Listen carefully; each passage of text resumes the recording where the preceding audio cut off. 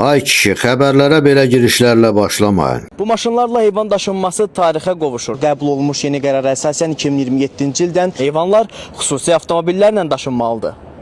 Onsuz da bu ölkədə nə sona qədər xəbərləri izləyən var, nə də bir maarifləndirici verilişləri. Yox, Avropa deyirdiniz. Al sənə Avropa. Azərbaycan kənd təsərrüfatı burjua sisteminə keçir. Daha o kəndçi anlayışı ortadan qalxacaq. 2 il əvvəl bu minimum 5 hektar qanunu çıxanda tanıdığım hamıya dedim, məni ciddi alan olmadı. İndi bax sona qədər gör nələr olacaq. Salam dostlar, gününüz xoş, ömrünüz bərəkətli olsun. Yenə hər zamanki kimi önəmli olan bir mövzu ilə gəldim. Bir stəkan çay süzüb keyflə izləmənizi rica edirəm. Əminəm ki, bu 5-10 dəqiqə dəyərli vaxtınızı mənə ayırdığınız sizin üçün faydalı olacaq. Əvvəl bu xəbər portallarına keçək. Xəbərlərə elə bir girişlə başlayırlar ki, insanlar arasında çox böyük bir təşvişə səbəb olur. Çünki hər kəs xəbərin sonunu gözləmir. Beləliklə şayələr başlayır. Bu xəbərdə olduğu kimi. Bu maşınlarla heyvan daşınması tarixə qovuşur. Qəbul olunmuş yeni qərara əsasən 2027-ci ildən heyvanlar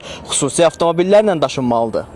Bu başlıqda çox adam videonu dəyişir, bu işlə əlaqəli olan biri əsəbləşir, biri söyür, birinin təzyiqi qalxır, biri götürür bir tanışına zəng edir, beləliklə şayələr başlayır. Amma bu xəbər kimlərə aiddir, əsli budur. Ölkəyə idxal olunan heyvanlar yalnız beynəlxalq standartlara uyğun ixtisaslaşdırılmış nəqliyyat vasitələri ilə daşınacaq. Ölkəyə idxal olunan, yəni xaricdən gətirilən heyvanlar, ölkə daxili deyil.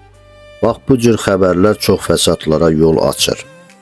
Keçən il belə bir yanlış məlumat çıxmışdır ki, güya sən kənddə öz evinin həyətində tövlə belə tikməyə icazə almalısan. Bu əsilsiz xəbərdən bir çox məmurlar faydalandı. Dədəbaba həyətində bir zabor çəkənə belə gəlib rüşvət istədi. Çox zaman belə olub. İnsanların düzgün bir məlumata sahib olmadığından məmurlar bundan istifadə edib. Lakin bilmədiyiniz bir şey var ki, o rüşvət verdiyin məmur nə qanundan böyük deyil, nə də o qanunu tətbiq edən, imzalayan ölkə başçısından. Bu yanlış məlumatdan sonra bir qazellə bazara mal heyvan aparanın qabağını kəsib yol polisi eşitmədin qadağan olundu deyib rüşvət alarsa heç təəccüblənməyin. Çünki o xəbərin sonunu izləməyən sən olubsan. İkinci tərəfi xəbər televizorda çıxdı deyə həmən o qərar qüvvəyə minmir ki, o qərar təsdiqlənib imzalanmadığı vaxta qədər bir bildiriş sayılır. Bunu da bilməniz lazım.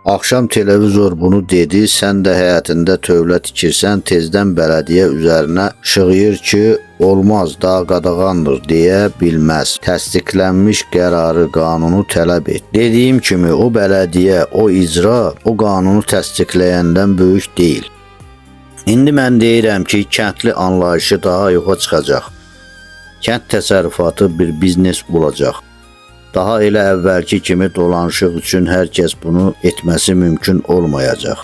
Amma sən buna inanmayacaqsan. Necə ki, 2 il əvvəl o qərar çıxmışdı ki, 5 hektar torpağı bir yerdə olan adam təsərrüfat üçün tikili, hətta özü və yaxud işçi qalması üçün ev tikintisinə heç bir yerdən icazə almayacaq. Sadəcə bir bildiriş göndərib, müəyyən olunmuş qaydalara əsasən tikintiləri tikə biləcək.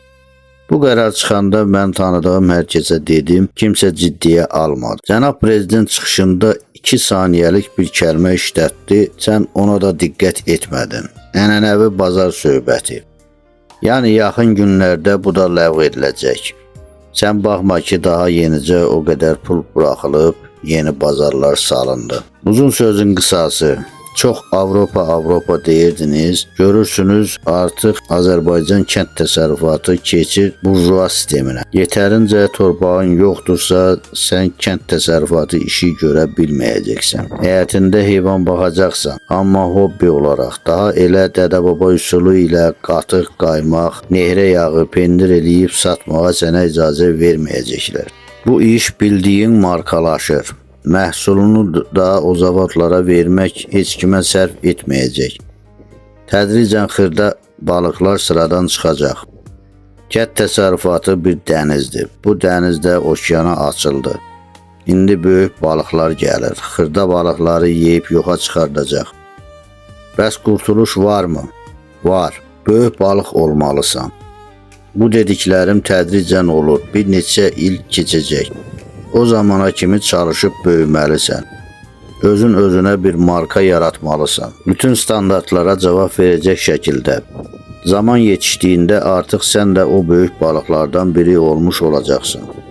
Deyəcəksən, axı necə? Gedib ipoteka girib ev ala bilirsən, kreditlə bahalı maşın alırsan. Amma kredit götürüb torpaq almaq heç ağlından keçmir. İndi daha yerinə baxma. Hara olur olsun, ucuz olsun, ərazi böyük olsun, 5 hektardan böyük, buna da gücün çatmır, 2-3 nəfər özünə münasib bildiyin adamla birləş et. Buna da icazə var. Bu dəqiqə istəyən edə bilər. Azərbaycanın o qədər tərk edilmiş kəndləri var ki, axtarıb tap, ucuz qiymətlə al, xırda-xırda başla.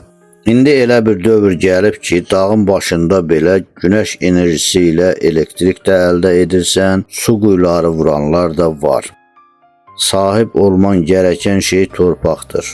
10 il sonra torpağı olmayan adam heç bir iş görə bilməyəcək, fəhləlik də edə bilməyəcək. 10 il sonra torpağı təsərrüfatı olan adam fəhləyə aylıq maaş verməkdənsə bir dəfəlik robot alıb işlədəcək. Dahası da odur ki, gerçək qida alıb yemək əl çatmaz olacaq. Bütün qidalar süni yapay qidalar olacaq. Özün yetişdirib yeməsən, orqanik qida çox bahalı olacaq. Dediklərim acı bir həqiqət olsa da gerçəkdir. Və bu dediklərimi Azərbaycanda bilən adamlar çoxdan bu yöndə işlərə başlayıb.